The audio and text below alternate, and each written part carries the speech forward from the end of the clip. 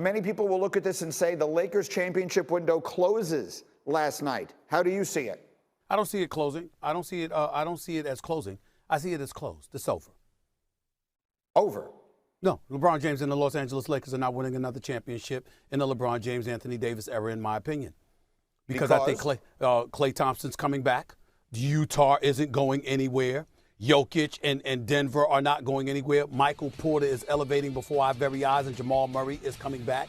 This is a perimeter-oriented game, and up-tempo, and the Lakers were relatively slow this year, and they didn't have strong shooting, and I don't know where they're going to get it. The combination of that, along with the fact that Brooklyn is staying together for at least another year or two, Philadelphia and Milwaukee are coming, and Father Time and LeBron James are coming closer to one another, reaching an accord. Certainly, I think that he can drop 25 a night in his sleep. He's number 2 as far as I'm concerned on my all-time list. I'm not taking anything away from him. I certainly don't blame him for what transpired in this series against the Phoenix Suns.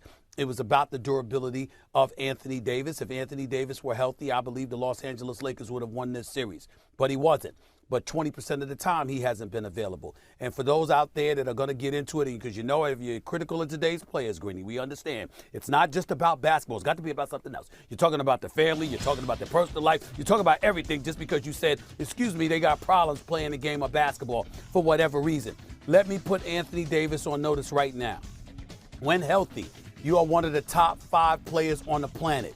No one with basketball sense would question the greatness of Anthony Davis as a player. He is a champion on a collegiate level. He is a champion on the NBA level. When he's healthy in the postseason, the brother averages 30+ on better than 50% shooting. He is that lethal, and he's a defensive presence as well. The problem is his availability.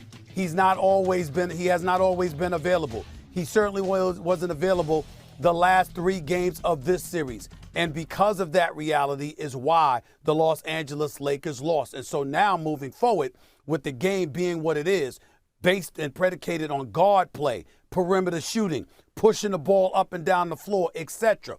The bottom line is, can you rely on a relatively frail Anthony Davis to be that dependable, reliable presence for you? The answer would be no. And if you can't rely on him, that means you have to rely on LeBron, who will be 37 years of age, entering his 19th season in the NBA.